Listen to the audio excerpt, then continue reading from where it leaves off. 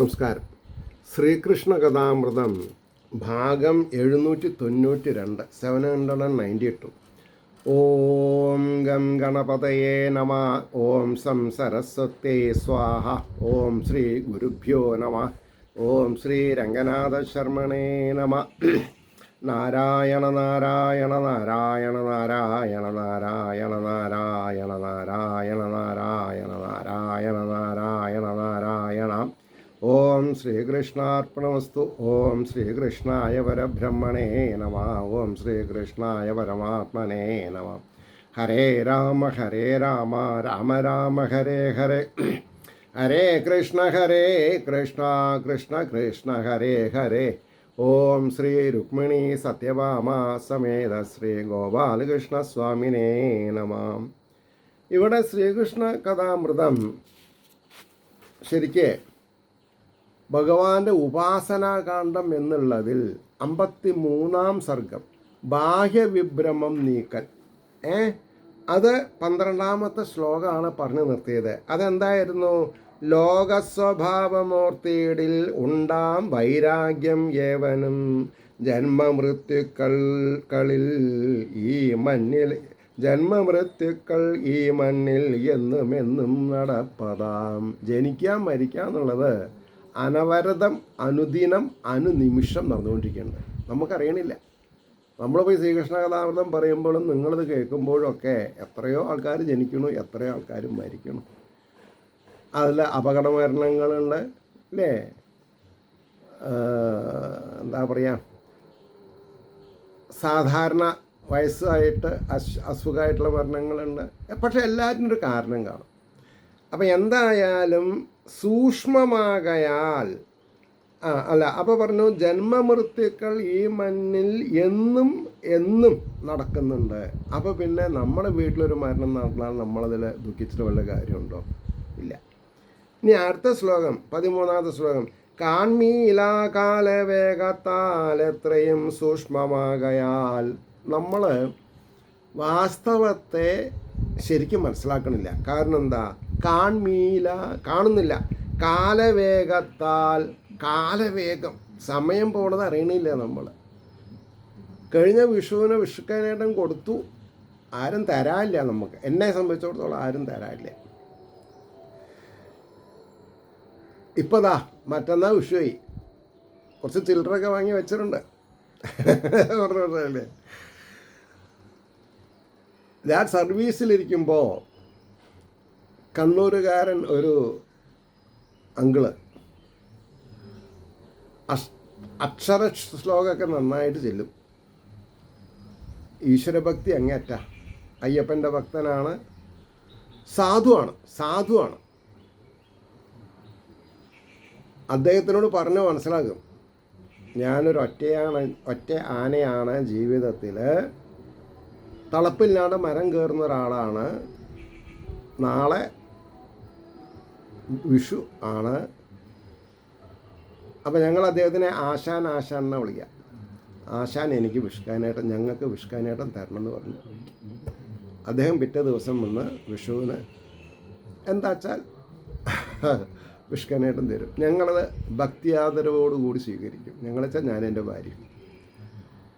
എന്താ ഇതിങ്ങനെ, ഞാനത് എഴുതി വെച്ചിട്ട് പറയണതല്ല, അങ്ങനെ ഭഗവാൻ തോന്നിച്ചു. ആ സത്യാവസ്ഥ പറഞ്ഞല്ലേ.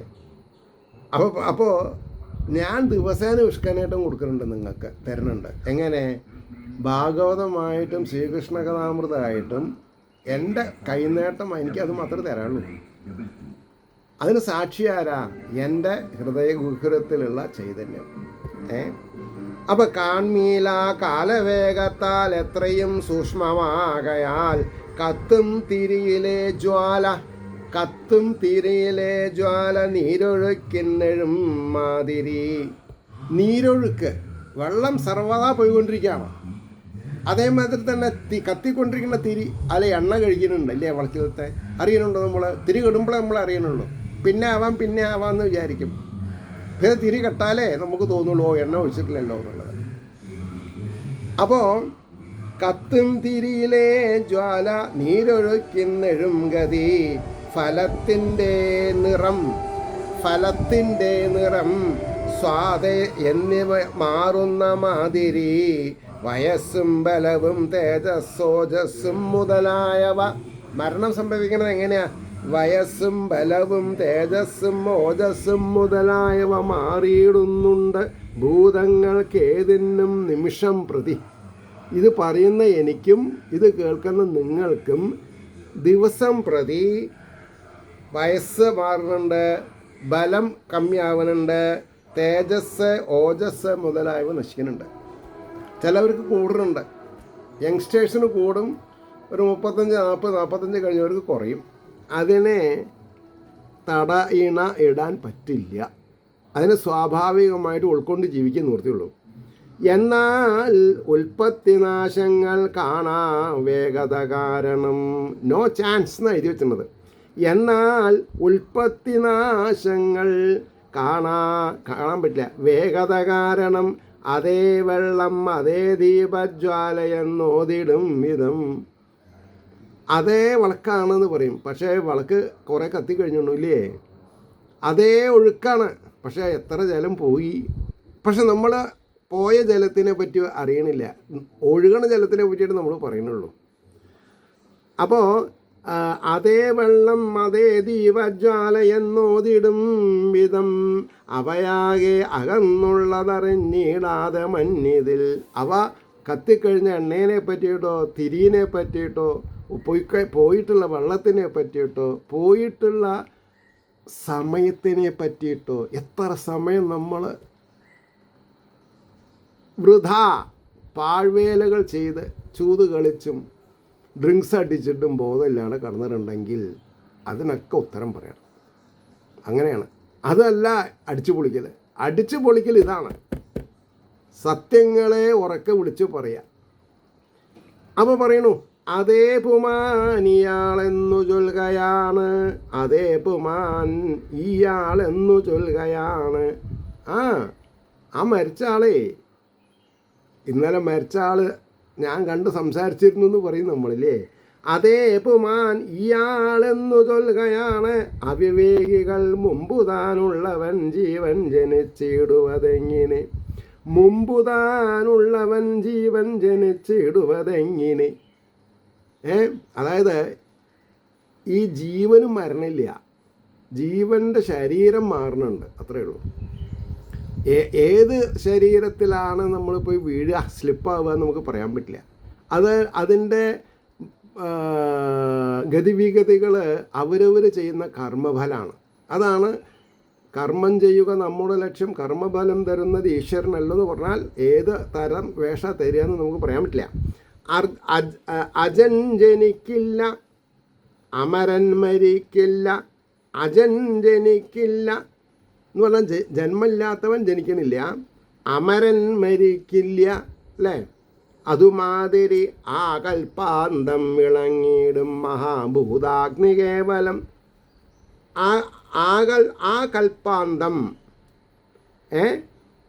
വിളങ്ങിയിടും മഹാഭൂതാഗ്നി കേവലം. മരത്തിൽ മദനം കൊണ്ട് കത്തിക്കാണുന്ന മാതിരി. അരണി കടഞ്ഞിട്ടാണല്ലോ തീ ഉണ്ടാക്കുക. അപ്പോൾ എല്ലാ മരത്തിലും അഗ്നി ഒളിഞ്ഞിരിക്കുന്നുണ്ട്, നമ്മൾ അറിയണില്ല. അതായത് നമ്മുടെ ഉള്ളിൽ മരണം സ്വാഭാവികമായിട്ട് ഒളിഞ്ഞിരിക്കുന്നുണ്ടെന്ന് പറഞ്ഞ മാതിരിയാണത്. മരണം ആത്മാവിനല്ല ശരീരത്തിനാണ്. അപ്പോൾ മരത്തിൽ മഥനം കൊണ്ടു കത്തിക്കാണുന്ന മാതിരി വിറകൻ ചർച്ചയാൽ കത്തും അതില്ലായലുടൻ കെടും. അഗ്നിയുമായി സംയോഗം നടക്കുമ്പോൾ മരക്കഷ്ണങ്ങൾ വിറക് കത്തും, ഇല്ലെങ്കിലോ. ഇനി മരം ഉണങ്ങിയിട്ടില്ല വിചാരിക്കുക, അത് കെടും. നേരെ മറിച്ച് പ്യുവർ പച്ചമരമാണ്, മാവാണ് വെട്ടിയിട്ടുള്ള ചില അതിലൊരു നീരുണ്ട്, അത് നെയ്യിനേക്കാൾ സ്ട്രോങ്ങാണ്. അതാണ് പണ്ടൊക്കെ ദഹനപ്രക്രിയ, അതായത് വയറ്റിൻ്റെ അല്ല, ശവം ദഹിപ്പിക്കുന്നത് മാവ് വെട്ടിയിട്ടാണ്. അത് ആ മരത്തിലുള്ള കറയാണ് കത്തണത്, പട്ടപ്പട്ടാന്ന് കത്തും. വിറകിൻ ചേർച്ചയാൽ കത്തും അതില്ലായരുടൻ കെടും. ജീവൻ ജനിപ്പതും പിന്നെ മരിപ്പതും അതേവിധം ജന്മ യൗവന വാർദ്ധക്യ ജരാമരണമീ വക അവസ്ഥ 9 ജീവനില്ല ദേഹത്തിൽ മാത്രമാം. ജന്മം, യൗവനം, വാർദ്ധക്യം, ജര, മരണം, ജനിക്കുക, മരിക്കുക, സ്ഥിതി ചെയ്യുക, ഇതൊന്നും ആത്മാവിൻ്റെ അല്ല, ശരീരത്തിൻ്റെതാണ്. ഇതൊക്കെ മനസ്സിലായാൽ പിന്നെ പ്രാണപ്രയാണ ഉത്സവം, പ്രാണൻ പ്രയാണം ചെയ്യുന്നത് ഉത്സവമായി കാണാൻ സാധിക്കണം എന്നാണ്. പ്രാണപ്രയാണോത്സവം. എൻ്റെ ഗുരുനാഥൻ എഴുതിയൊരു കവിത ഉണ്ട് ഗുരുവായൂരപ്പൻ മാഗസിനിൽ. അതായത് ഞങ്ങൾ കണ്ടുമുട്ടിയത് 95-ൽ, അതിൻ്റെയും ഒരു 20 കൊല്ലം 25 കൊല്ലം മുമ്പ്, അതായത് ഒരു 70കളിൽ. അപ്പോൾ അതിന് അദ്ദേഹത്തിന് മര്യാദ പ്രായമായിരുന്നു, അതായത് 55. അതെ, അദ്ദേഹത്തിന് 55 വയസ്സ്, മരിച്ചത് 95 വയസ്സിലാണേ. അതാണ് പറഞ്ഞത്. അപ്പം ഇവിടെ അവസ്ഥ 9 ജീവനില്ല ദേഹത്തിൽ മാത്രമാം ആസക്തി മൂലം ജീവന്മാർ ഈ വിധം സംസരിക്കവേ. ആസക്തി എന്ന് പറഞ്ഞാൽ എന്താ? നെഗറ്റിവിറ്റിയോടുള്ള അമിതമായ താല്പര്യത്തിനാണ് ആസക്തി എന്ന് പറയുന്നത്. അപ്പോൾ പറയണു, ആസക്തി മൂലം ജീവന്മാർ ഈ വിധം സംസരിക്കവേ ഈശ്വരോപാസനം ചെയ്ത് പുണ്യശാലികൾ മുക്തരാം. 2 വിഭാഗക്കാരുണ്ട്, ഈശ്വരോപാസനം ചെയ്യുന്നവരെ, ഈശ്വരോപാസനം ചെയ്യാത്തവരെ. അതിൽ ഈശ്വരോപാസനം ചെയ്യുന്നവരിൽ 2 തരക്കാരുണ്ട്, നിഷ്കാമമായിട്ടും ആഗ്രഹപൂർത്തീകരണത്തിനായിട്ടും. അതിൽ ഉയർന്നവനാരാ? നിഷ്കാമമായിട്ട് ചെയ്യണവനാണ്. അവനാണ് മോക്ഷം ഉറപ്പ്, മറ്റവനല്ല. കാരണം അവൻ ചെയ്തിട്ടുള്ളതിൻ്റെ ഒക്കെ ഫലം അവൻ ആസ്വദിച്ചു കഴിഞ്ഞു. പിന്നെ കയ്യിലിരിപ്പ്, ബാങ്ക് ബാലൻസ് എന്താ? നരകത്തിലേക്ക് പോകാനുള്ള വഴി മാത്രമേ അവൻ്റെ കയ്യിലുണ്ടാവുള്ളൂ. ഈശ്വരോപാസനം ചെയ്തു പുണ്യശാലികൾ മുക്തരാം ദേഹത്തിൽ ജന്മമൃത്യു കളൂഹിക്കാം പിതൃപുത്രരാൽ. ദേഹത്തിൻ ജന്മമൃത്യുക്കൾ ഊഹിക്കാം പിതൃപുത്രരാൽ. അച്ഛനും മകനും എന്നുള്ള ബന്ധം 2 ദേഹത്തിനാണെന്നോർത്തറിയും സാക്ഷി വേറെയാം. ആരച്ഛൻ ആരും മകനെന്ന് 2 ദേഹത്തിനാണെന്നോർത്തറിയും സാക്ഷി വേറെയാം. അല്ലേ? ദേഹോൽപത്യാദി കാണുന്നോൻ ദേഹമല്ല, ദേഹമാവില്ല അതേവിധം. ഈ ശരീരത്തെ പറ്റി ഓർക്കുന്നത് ആരാ? ശരീരമല്ലല്ലോ, വേറൊരാളല്ലേ. അതാണ് ആത്മാവ്. ആ ആത്മാവാണ് ജഗദീശ്വരൻ, ആ ആത്മാവാണ് ബ്രഹ്മം, ആ ഭാവാണ് ശ്രീകൃഷ്ണൻ, ശ്രീരാമൻ ഒക്കെ. ദേഹോൽപത്യാദി കാണുന്നോൻ ദേഹമാവില്ല അതേവിധം. സാക്ഷിയാം ജീവനും ദേഹമാകാം ദേഹത്തിൽ വാഴിയിലും. എന്താ വൈസ് വേഴ്സ പറയാ? സാക്ഷിയാം ജീവനും ദേഹമാകാം. കാരണം എന്താ? ദേഹത്തിൽ വാഴിയിലും, ശരീരത്തിൽ വാഴുകയാണെങ്കിലും ശരി. ഈ വണ്ണമോർത്ത് ദേഹാത്മഭ്രമം നീക്കായിൽ മാനുഷൻ ഇങ്ങനെ വിചാരം ചെയ്ത് ആത്മീയ നിർവൃതി അടഞ്ഞിട്ടില്ലെങ്കിൽ സത്വാദിക്കനുയോജിച്ച കർമ്മം ചെയ്തു പലതരം വിഷയങ്ങളിൽ മോഹിച്ചു വരും പ്രാകൃതനായി വരും. അബദ്ധവശാൽ എല്ലാം മാറ്റിമറിക്കപ്പെടും. സത്വാദിക്കനുയോജിച്ച കർമ്മം ചെയ്തു പലതരം വിഷയങ്ങളിൽ മോഹിച്ചു വെറും പ്രാകൃതനായി വരും. ഒന്നും ചെയ്വീല എന്നാലും ജീവൻ ബുദ്ധിഗുണങ്ങളിൽ മോഹിച്ചനുകരിച്ചും കൊണ്ടോരോന്നും ചെയ്തു പോകയാം. ഒന്നും ചെയ്വീല എന്നാലും ജീവൻ ബുദ്ധിഗുണങ്ങളിൽ മോഹിച്ച് അനുകരിച്ചും കൊണ്ടോരോന്നും ചെയ്തു പോകയാം. കളി കാൺമവർ തന്നെത്താൻ മറന്നു ചില വേളയിൽ. അല്ലേ? ഫുട്ബോള്.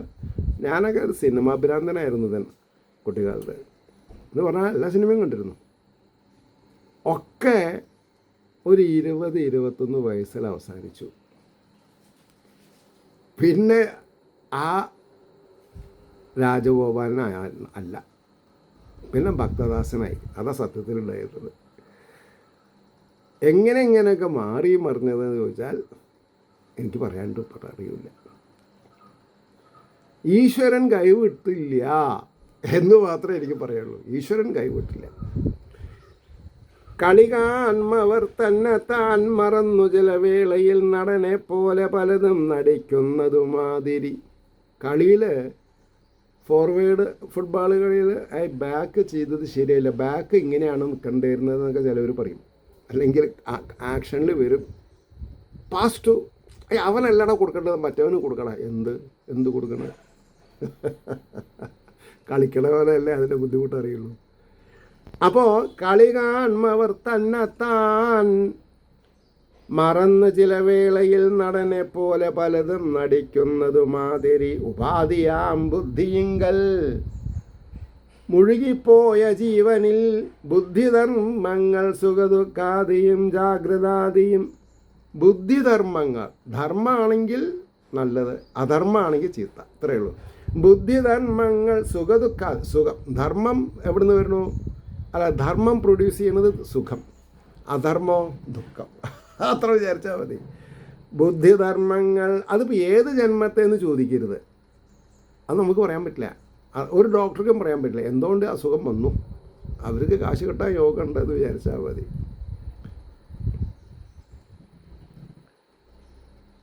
എന്നെ സ്നേഹിക്കുന്ന ഒരാൾ എന്നോട് എപ്പോഴും പറയും, 2-3 ലക്ഷം രൂപ എപ്പോഴും കരുതണം കേട്ടോ.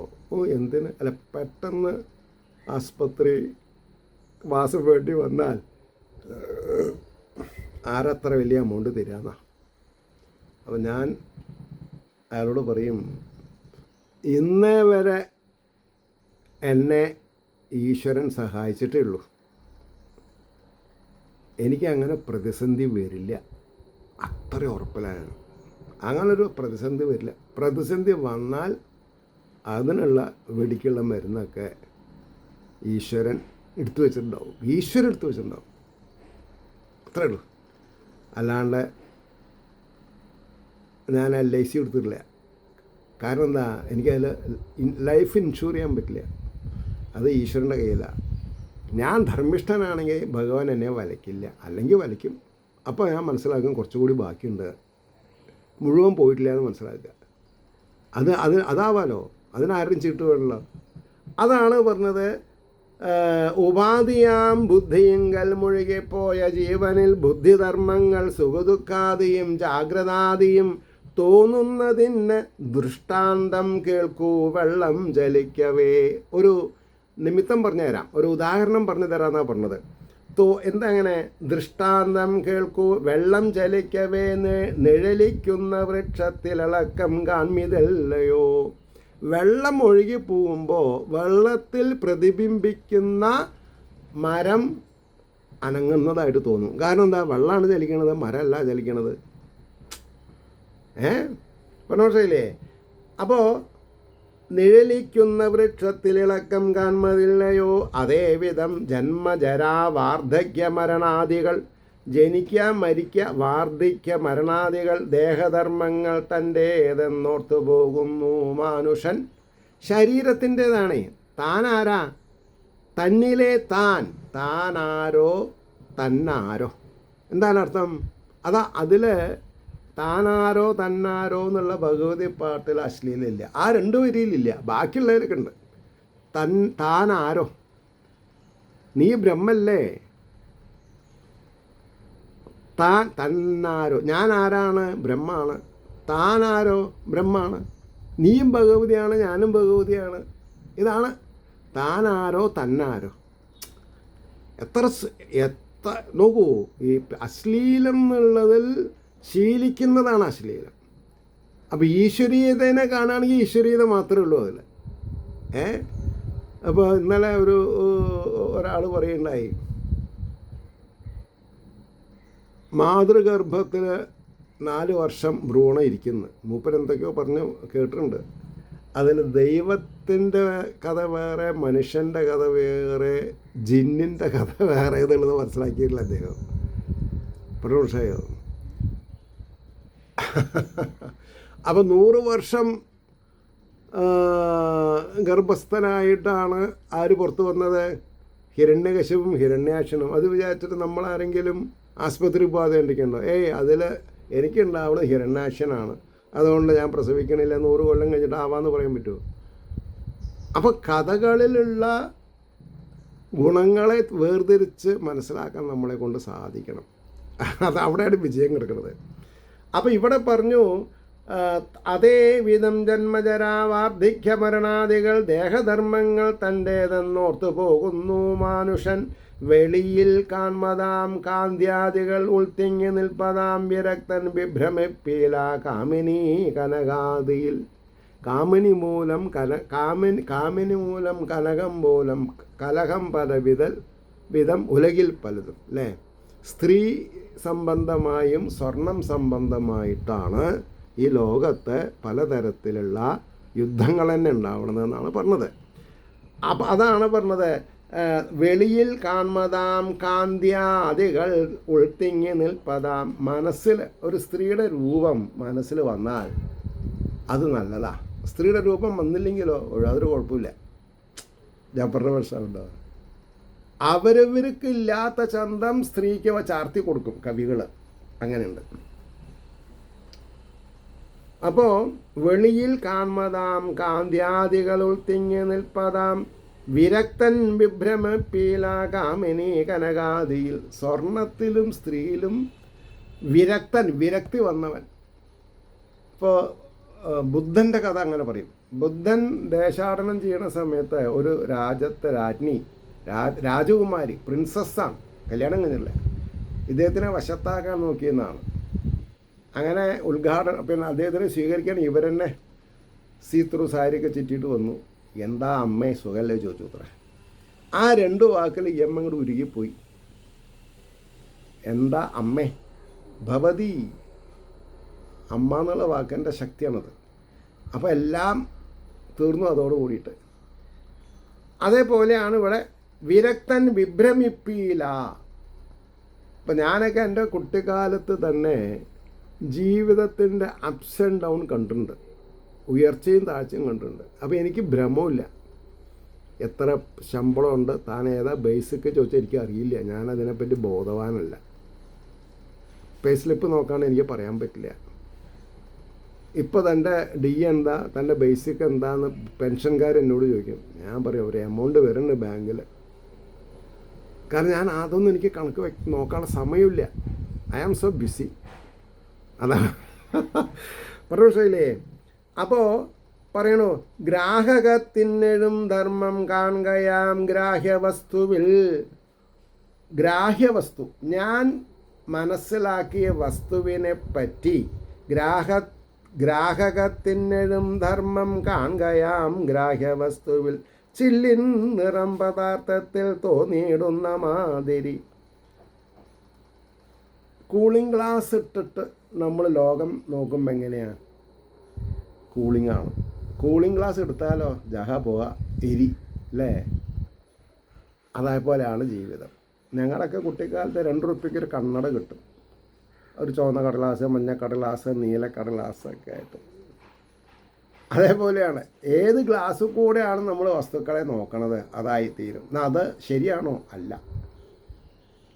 അപ്പോൾ ചില്ലിൻ നിറം പദാർത്ഥത്തിൽ തോന്നിയിടുന്നതു മാതിരി ഭൂമിക്കുമീതേ വട്ടത്തിൽ കറങ്ങിയിടുന്ന കുട്ടികൾ ഭൂമിയാണു കറങ്ങിയിടുന്നതോർക്കും അതേ വിധം.